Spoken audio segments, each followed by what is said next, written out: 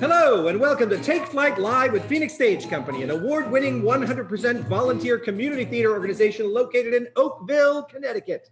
I'm Ed Bassett, Executive Director of Phoenix Stage Company and your host here with Tim Phillips. Say hello, Tim. Hello! That's nice. Thank you. Yeah. I practiced that all week. I know you do. 5, 6 days, 7 Yeah. days to get ready for that. Yeah, your wife is crazy about it. Yes. Yeah. Also in the room, we have, of course, our technical producer, Michael Calabrese. Hello, hello. And Al is somewhere around.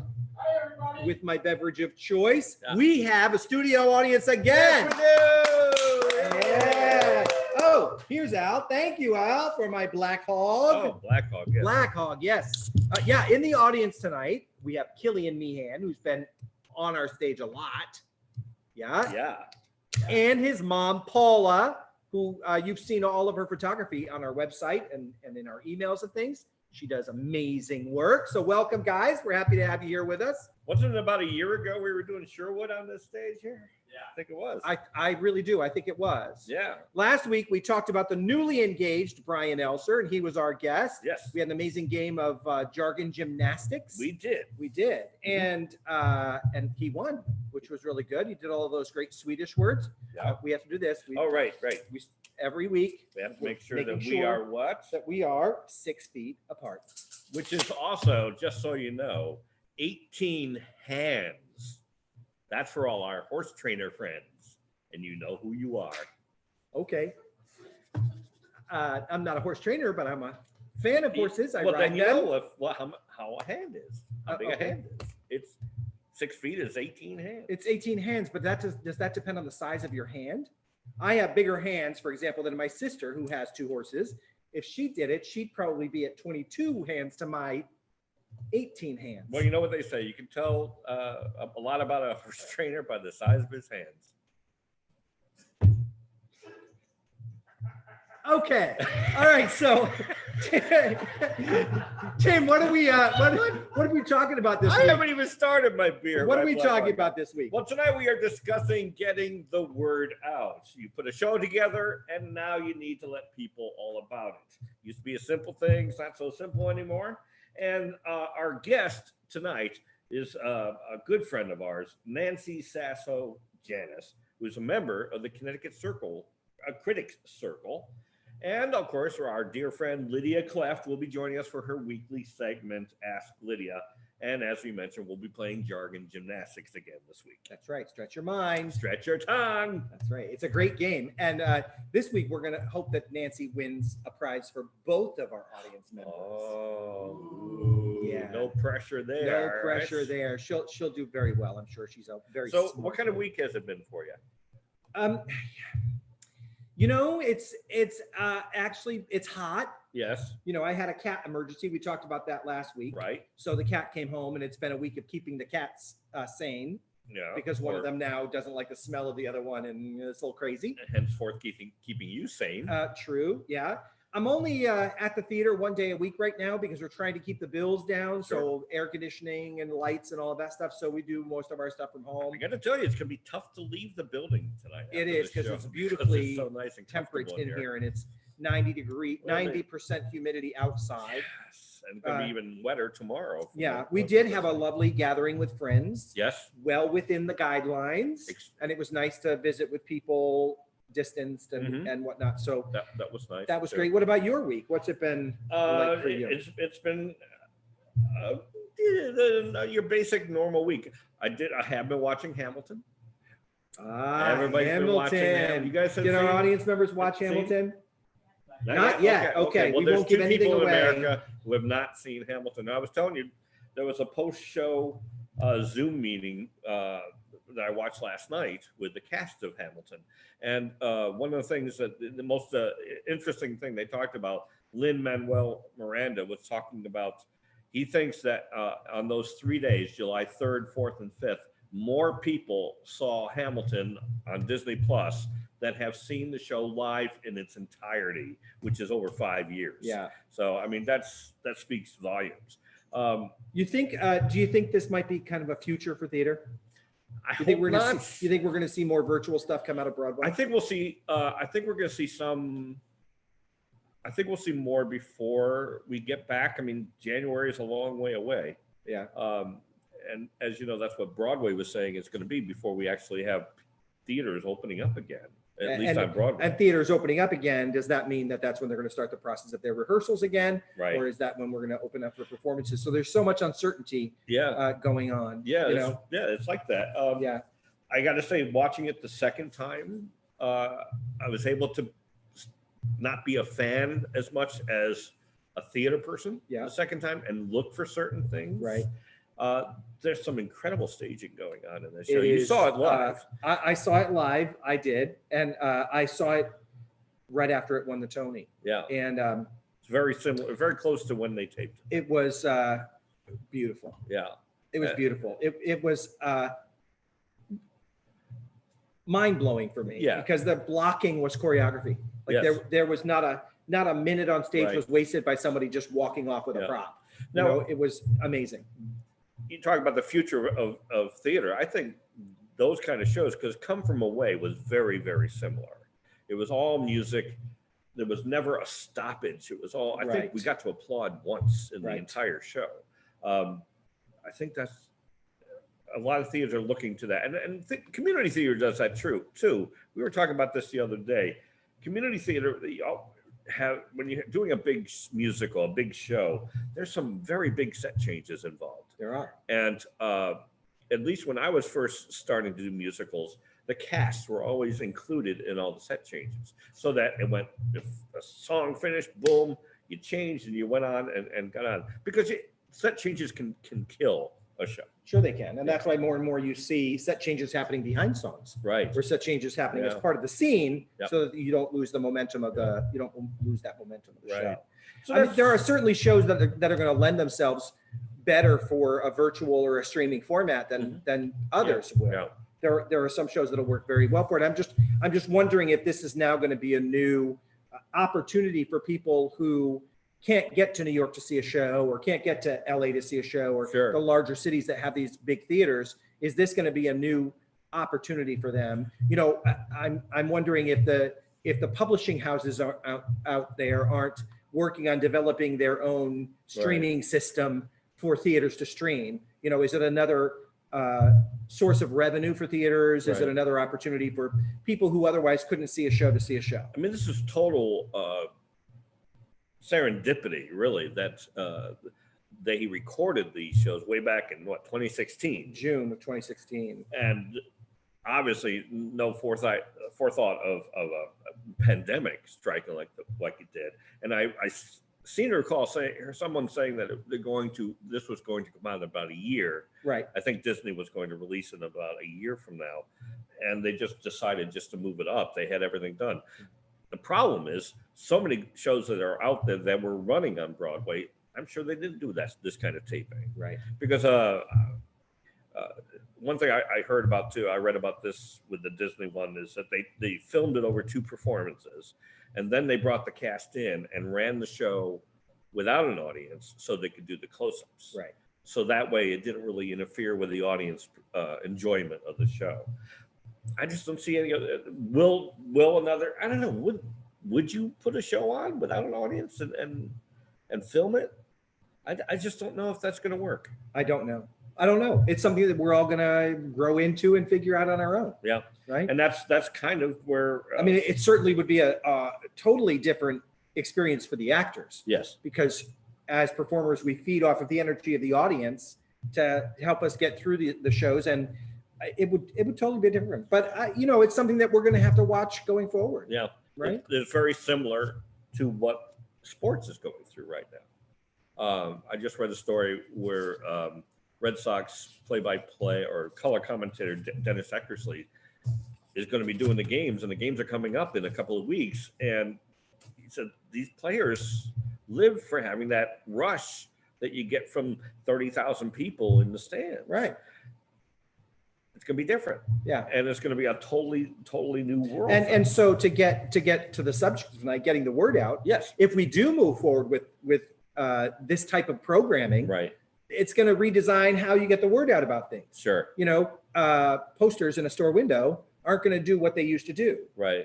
Right. So it's going to be a lot of social media and a lot of internet and a lot of emailing and things with links on them for people to get through to make it easier, Yeah. which some of our older generation patrons are not used to. Right. So it'll be more difficult for them. So it's going to be a learning curve for them. It's going to be a learning curve for the theaters because they're going to have you have a marketing director. You're going to need a technical director. Yes. You're going to need someone like our Michael, who will obsess about this all week because a slide was 2 seconds too slow or something. Yes. We need someone like that to do that. So and for God's sake, put something in the comment section about Michael because he really likes reading about he that does. right He now. leaves himself off of everything. So please, everyone out there, comment to Michael and say thank you for all of his hard I wanted work. to talk.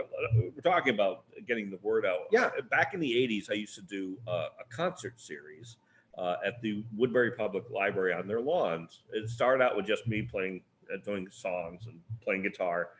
It grew into something we called Sunset Sounds. We ran it for about 10 years. Back then, putting out the word just meant sending a press release to the local papers, the Waterbury paper, the Voices. If I was lucky, I had a photograph. And that's about all you could do. And for a long time in theater, community theater, it was the same thing. Press releases, occasional photos, the posters in all the restaurants, things like that. Yeah. My, how times have changed. Yes, they have. And it's going to be completely different when we come back. It's true. It's going to be virtual. A lot more stuff out there now. Yeah.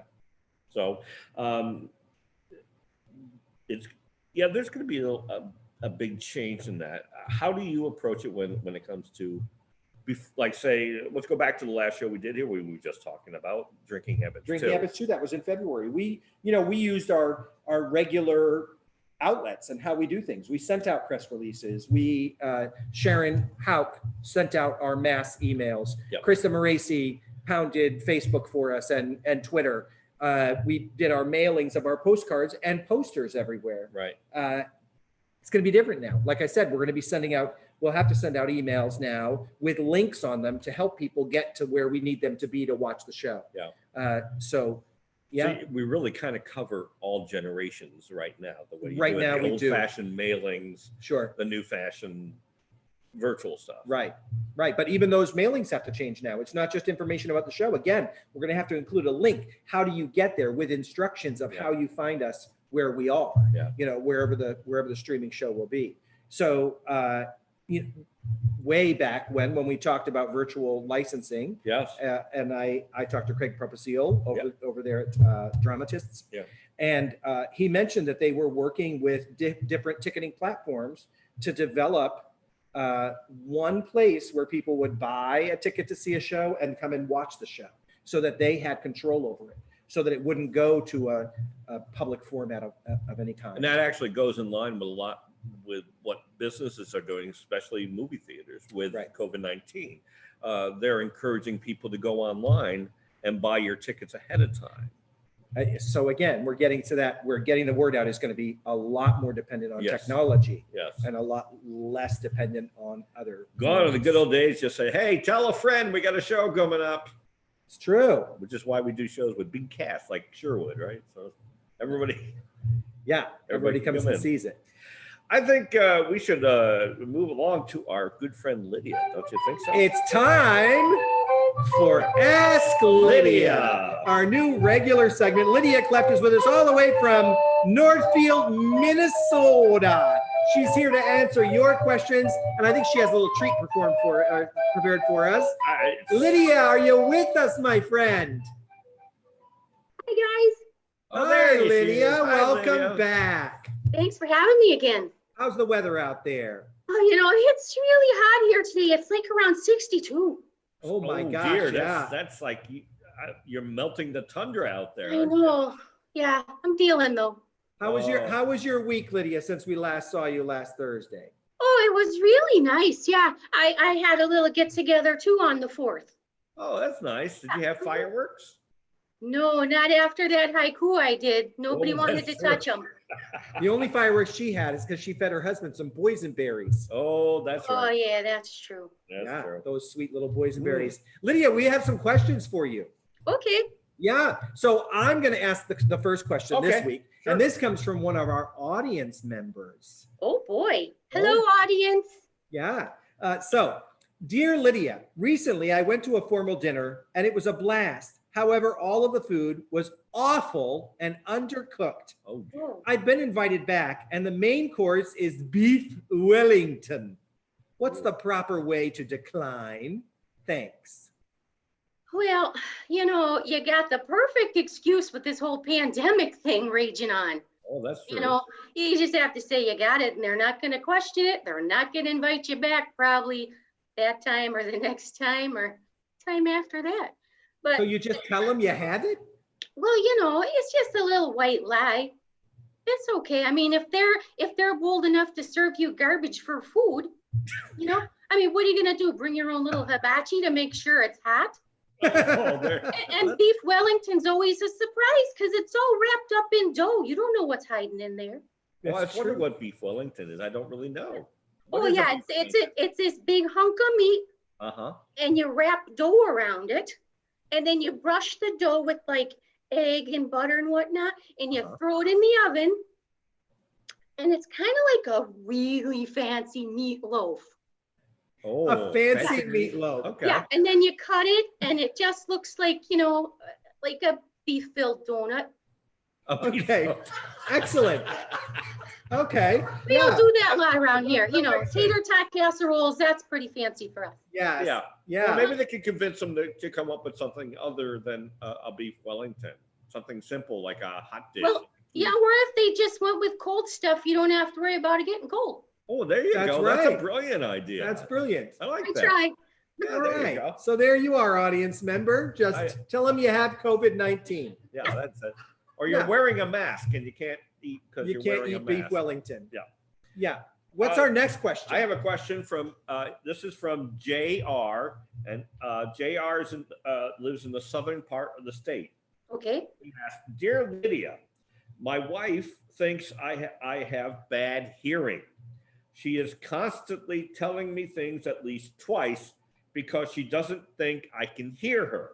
But in fact, most of the time, I pretend not to hear because she has chores for me to do. How can I get her to stop nagging me about a hearing aid? P.S. Please speak loudly. My Kindle is very small." Okay, JR. Anyways, you know, she's going to catch on to that little trick of yours, and she's just going to keep talking more and more and more. So if you don't want her to keep repeating herself, just do the darn chore. How hard could it be? She's not asking you to make beef Wellington. That's good advice. It's true. That's good advice. Just do the chore. Yeah. Well, that is. Now- I think that's very That's good right. advice. Now, Lydia, 2 weeks ago, you did a A dramatic reading. It's my party. It's your party, and last week we had that We'll do that. incredibly impressive haiku. The collection. The haikus, collection three of of haiku, them. three. What do you I have? still don't know what the plural of haiku is. I If think it's it's haikus. haiku. No, I just think it's haiku. Haiku. Okay. Yeah. Okay. So what are you going to do this week? Do you have anything? Well, yeah, it's funny that you guys mentioned that their Hamilton show. Yeah. It's, at first I thought it was George Hamilton, you know, that really tan actor from the 70s. And they started singing that song and they said the guy's name when I realized, oh, must be his great-great-grandpa. So anyways, yeah, that Lin-Manuel Miranda guy, he's so talented, He is talented. Yes. you know, but I feel like there's some folks that need to have something said about them. Because you got your Hamilton, the musical there. And then, you know, Lincoln had his own movie. John Adams had a mini series. Yeah. Well, I'm about to give a shout out to one of my favorite historical people. Oh, and who would that be? Well, you'll find out. Oh, okay. Okay, ready? Okay, Yeah. we're ready. Okay. Benjamin Franklin, he's Benny Franklin. In Boston, he was born 15th of 17 to an English pops and a mom from Nantucket. When he was a teen, he finally said, fine. Moved to Philadelphia, spent most of his days writing and inventing and receiving some praise. 5 vocals, rocking chair, lightning rod, and catheter. Benjamin Franklin, he's Benny Franklin. He never was the president, but he set some precedents. He was a scientist and a civic activist. He became a statesman and a diplomat. To France he was ambassador. But wait, there's still more. Benjamin Franklin, he's Benny Franklin. The Postmaster General, stamp of approval. He signed the Declaration of Independence. He was a vegetarian, also liked fresh air baths. He would munch on broccoli while airing out his eggplant. Benjamin Franklin, he's Benny Franklin. He died in Philly after being ill. Now his face is on a $100 bill. He gave us, oh, so many things. Not really sure about his siblings. It's all about the Benjamins, all about the Benjamins.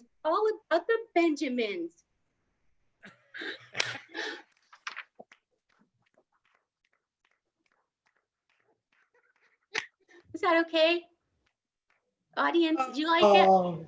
It's going to be stuck in my head all night long. Well, it is because you played Benjamin I did. Franklin, Benny Benjamin Franklin. Yeah, you played him in yeah. 1776. Yeah, I thought maybe we could like collaborate and come up Yeah, with. I did my homework and I wrote that today out on my porch instead of watching a rerun of The Price is Right. Oh, well, That's nice. I was waiting for something about the gout. oh, yeah. Well, you know, I didn't want to take up your whole show. That's okay. Yeah. And it was hard to rhyme with Poor Richard's Almanac, so I didn't go there either. Well, It's true. well, the sequel, maybe the sequel. But yeah, I thought you'd like the part about the fresh air bath, though. Yes, Yes. I remember fresh Yeah. air. Fresh air baths. Yes. Yeah, he was a nudist. He believed that was good for him. It's well, Yeah. and he lived pretty long, so I Well, guess so. Lydia, you did a lot of research. Lydia, for you this. did it. That was very great. We can always count on you for some really fresh entertainment. I appreciate you giving me the opportunity to have the floor. Sure. So so listen, stick around because our guest is going to have some questions for you, I'm sure. Oh, okay. Okay. I'll see you in a All while. right. Thanks, Thank Lydia. you, Lydia. Bye. Wow. Word. Word to the Benji. Word to the Benjamins. Benjamins. The Benjamins. Wow. That is. That's some work right there. Yeah. Makes me want to move to Minnesota. I tell you, every time I watch Hamilton now, I'm going to start thinking, True. And I'm just going to be thinking about the fancy meatloaf wrapped in dough. yes, that was great. Yeah, it is. You know, Oh. and now, you know, it is time. It is definitely time. It's time that we meet our guest. You've all been waiting for it, and we're really excited to have Nancy Sasso-Janis with us tonight. She was a kindergarten and first grade teacher for 35 years, and she just retired this last week. Nancy has sung in various church choirs and on WCCT-TV, Daily Celebration of the Eucharist. She was the lead vocalist on a CD by Robert Jones entitled Above Here. She was on stage with us here at PSC in The Last Supper and has been in several other productions in the area. Nancy wrote a children's musical called Lessons in Mother Goose, and she writes theatrical reviews for Patch.com. She's been a member of the Connecticut Critic Circle since 2016. Nancy, are you there? I'm here. Word. Welcome to Take Flight Live. Thank you so much for having me. And Lydia is the cutest thing. Oh my gosh. Yes, she really is. Well, you know, this is, we're turning out to be a momentous kind of show, because last week we had Brian Elser just after getting engaged, and now we have you, Nancy, right after you just retired. I just retired. Yes, it's true. Wow. And to retire at this time, you know, when we had to go all virtual with everything, and yeah. Yeah, it's, but it's time.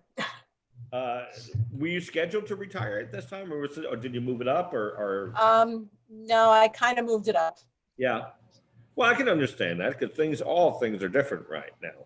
It's true. Yeah. Well, thank you for teaching all of our little people for 35 years. Yeah, it's actually 37 classes that I had. Oh my. Wow. Okay. Wow. Wow, wow, wow. Now we wanted to talk to you about our theme tonight is about getting the word out, and one of the ways we get the word out is having people like you, Nancy, come out and see the show and blog about it. It's true. And you've She been with reviews it. Patch.com Patch.com. since 2016. Tell me what got you interested in starting to write like that? about? Oh, my standard answer is it all started with the Phoenix Stage Company, because I actually went to the ribbon cutting ceremony and saw a little bit of Bleacher Bums, and was so thrilled that there was a theater opening in my hometown of Naugatuck. So I decided that I was going to do everything in my power to keep Phoenix Stage open. I started to go to all of their performances, and actually bring a lot of my friends from the schools that I was teaching at. We'd have dinner and a show nights. And so we would take up several rows at the small Naugatuck location. And then I was just sitting there one night and thought, you know what, I could maybe write a review of one of these shows. And at the same time, Hatch.com came across my radar, and I saw that they were looking for contributors. So I sent an email to the editor and submitted my first review, and he was like, go with it. And since then, I've been reviewing shows ever since. Wow. Excellent. And it's not just Phoenix, you're all over the state, right? Yeah, well, I started with Phoenix, and I thought, well, you know what, let me try one at the Warner and one at Seven Angels, and then just sort of, you know, expanded my circle of places that I went to review. And then when I joined the Connecticut Critics Circle, I started doing more of the professional equity stuff. But I told them, you know, I'll do this, but I do not want to lose my roots. I definitely want to be able to go to as many community theater things and school things, high school things. I've actually reviewed some elementary school shows just to get the word out. Mm-hmm. And you were also just on the virtual Halo Awards, is that right? Yes. Oh yeah, yeah. I dressed up all 3 nights, just like if I had gone to the Phoenix, to the Palace. Yeah, oh, the because Palace, that's right. Yeah. I always secured tickets for all 3 nights, because you know you got to make sure you see all the kids. And that's one of my favorite things to do, is to go and watch the performances that they do that evening and see who the winners are, and then, you know, host the winners that evening. So yeah, I've been going to the Halos for several years. Were you a presenter? No. I sit in the audience with all the kids in their prom gowns and tuxedos, and It's a enjoy big deal, isn't it? The kids Yes. really get a huge kick, because this is their version of the Tony Awards. Sure. Absolutely, absolutely. And, there's a red carpet for them as they come in, and there's a photographer taking their picture, and he always takes a headshot of me. And yeah, it's a real big deal. Now, a couple of years ago, our good friend Justin Torres, who's been on our show, Justin did Cliffhanger with us, and I think about just after that, he was a senior in high school, and he went to Torrington High School, I think. Mm-hmm. And they did In the Heights there. Yes. And I saw it. Yeah, so did I. Our whole cast went up to see him. Yep. And he won a Halo Award for that. Yeah. So these when you see these Halo Awards, or you see these kids on stage, have you taught any of these kids? Some of the kids, yeah, I definitely have, or have seen in other productions when they were younger. So I always say I've kind of watched them grow up on stage. Right. So it's a real big deal when, one of them goes up and gets the halo. So yeah, I cheer really loud. Oh, sure. I have to say that you are probably one of the kindest reviewers ever.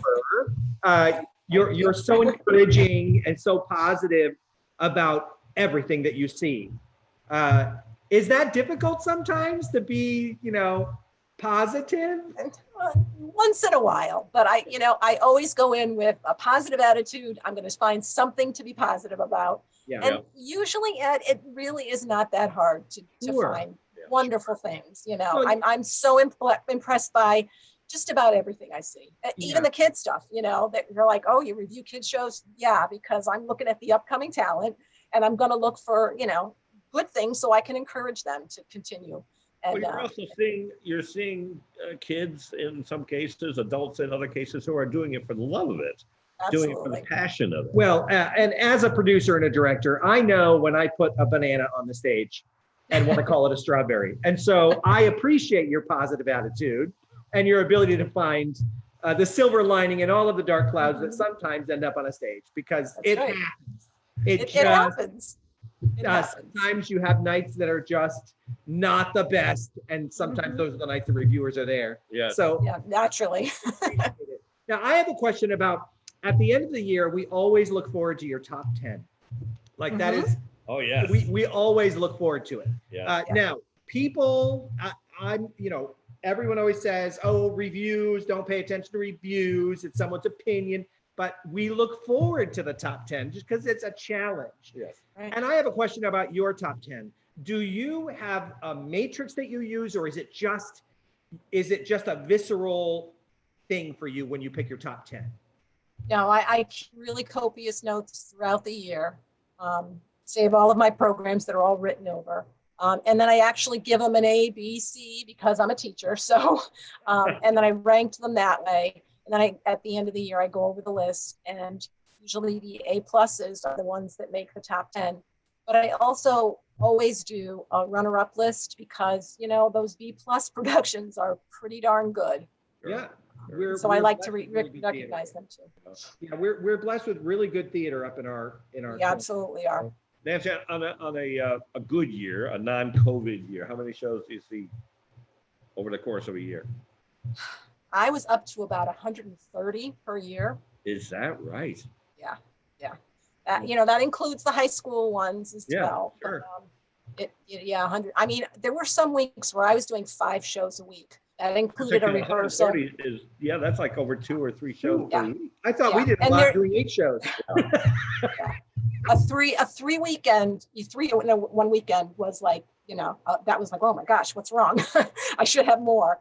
Oh. Yeah. So, and people would get annoyed if I couldn't fit them in, or if they only gave me 2 or 3 weeks notice. I'm like, I'm sorry, I'm booked. You gotta let me know. Be tough because a lot of theaters only do, and schools too, only do like 2 weekends, if that.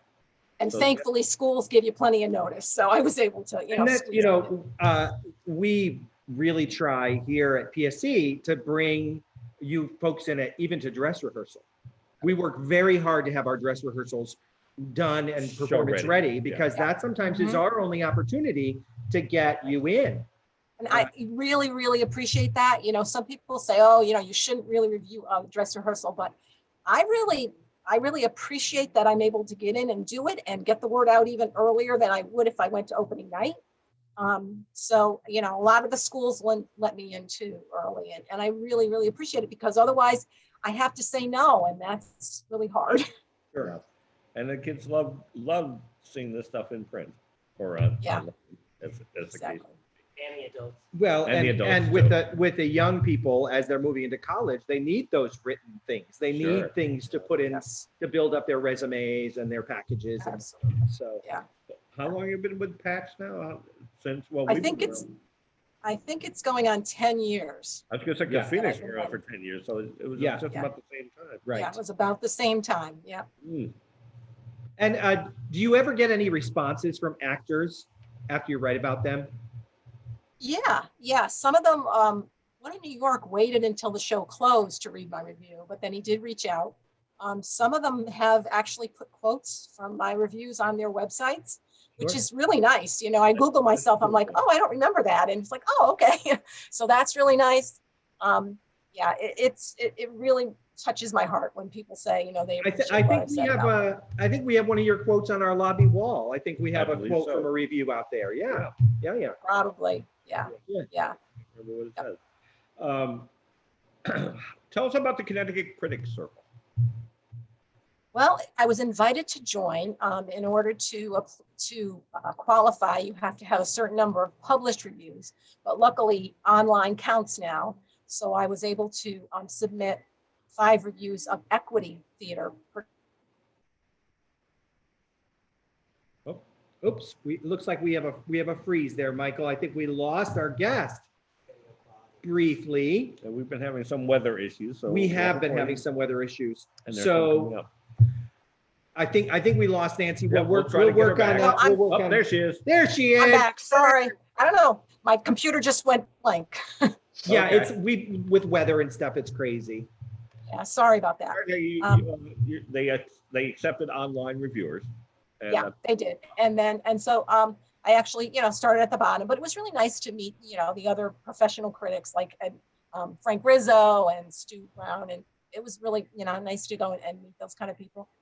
And then I actually now in charge of their membership committee. So, but this year, because we couldn't do our award ceremony like we normally do, we chose to recognize just outstanding kind of performances, outstanding lighting, all those kinds of things that just, really stuck in our heads. And we had a Zoom meeting and discussed, who should get what.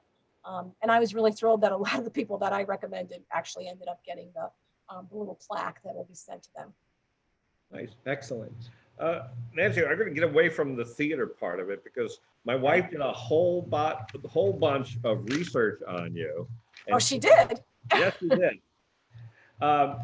You're one of the people that really kind of promoted the bell ringing when the COVID-19 really started shut things down at 8 o'clock each night in Naugatuck.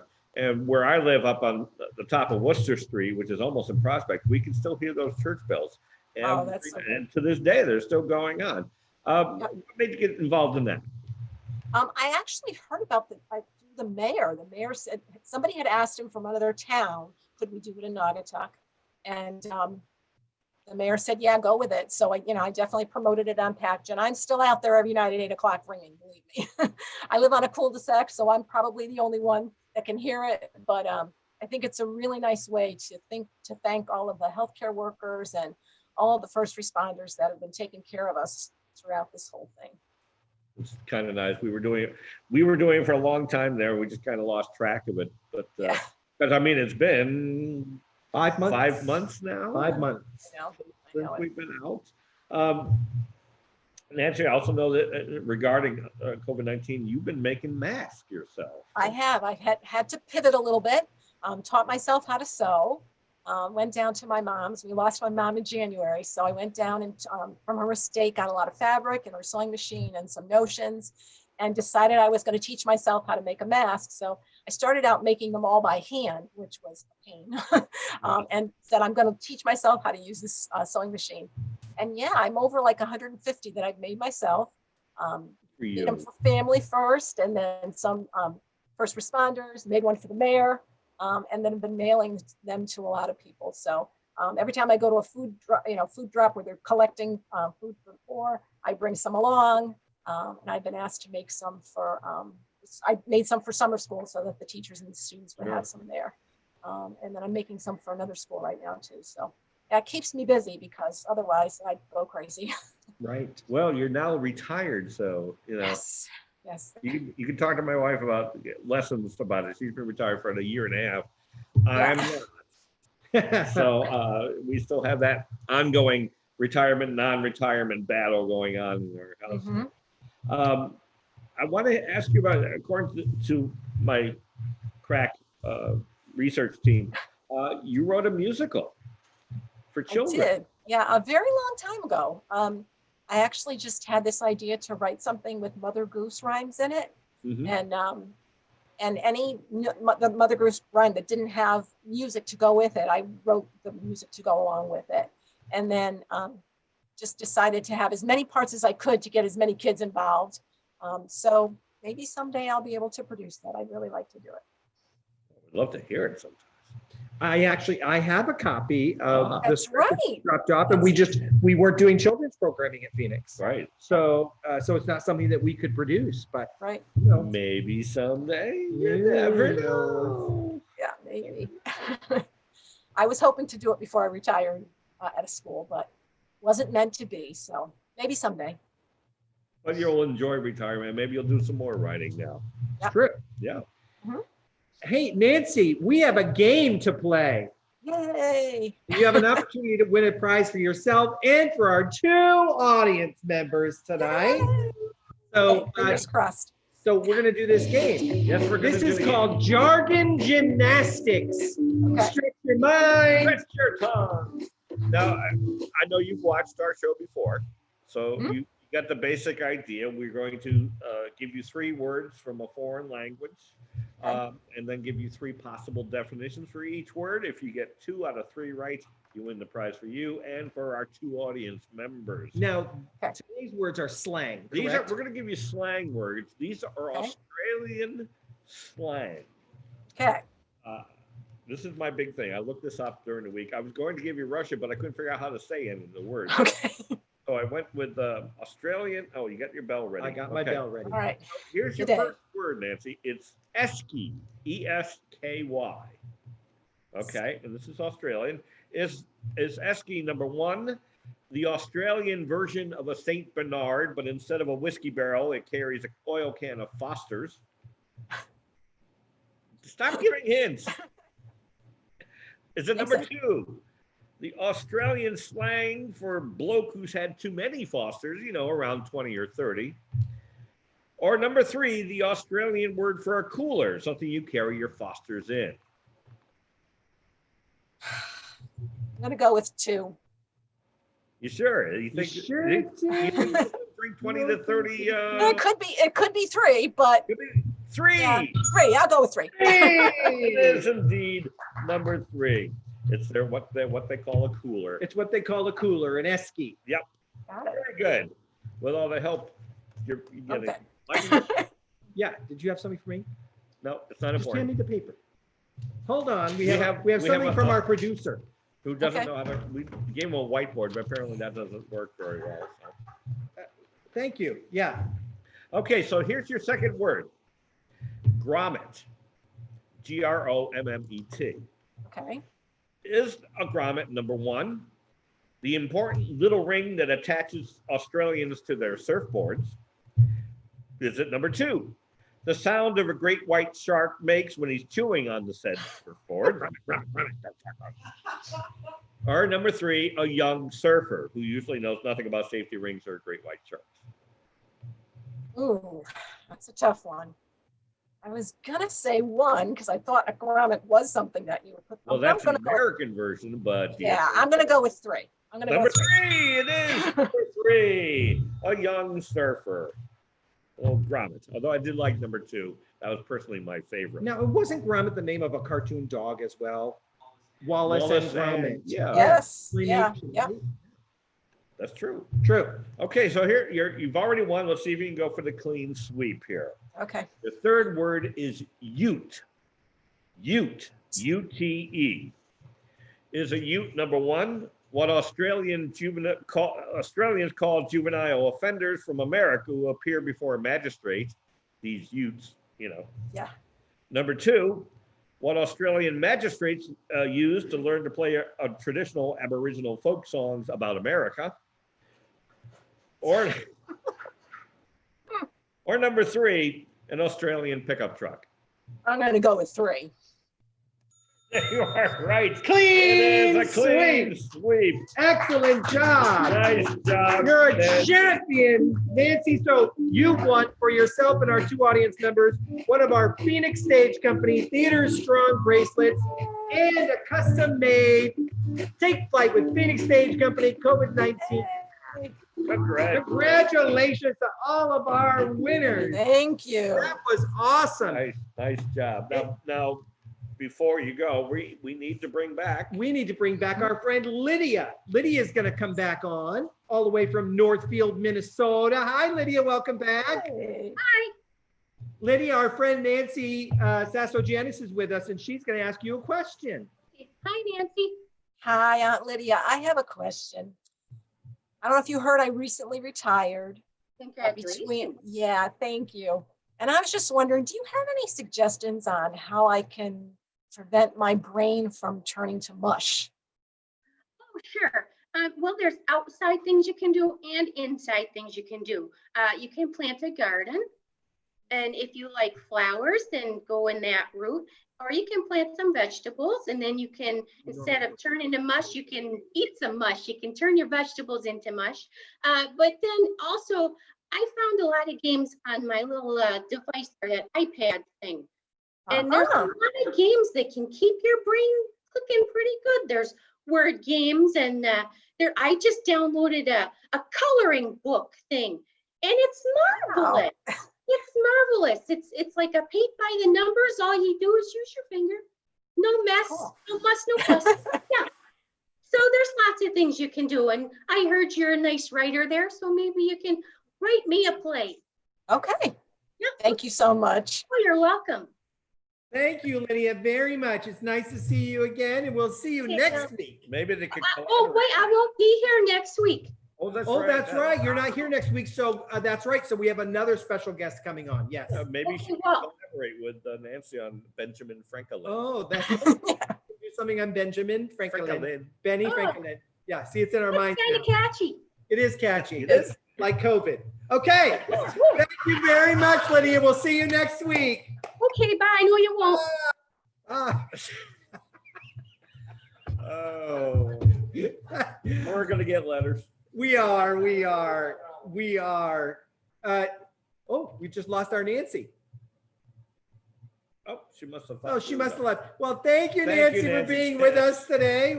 We appreciate it very, very much. I'll play her exit music. There we go. So that was Nancy Sasso-Janis, a member of the Connecticut Critic Circle, friend of Phoenix Stage Company and all of the other theaters in the Jack of all area. trades, apparently. Yes, writer, Yep. musician. Yep. She Yeah. does a little bit of everything. She does a lot of music in her church. She sings in the choir. Yep. She tries. I just have another note too that she on July 5th she went back to mass for the first time because her church was offering. As actual so many of them live are. You know, records, yeah. I mentioned before that she was on stage with Phoenix Stage Company while we were in Naugatuck Yes. in that infamous show, The Last Supper. Yeah, one of my favorites. which had rapping in it too. I think.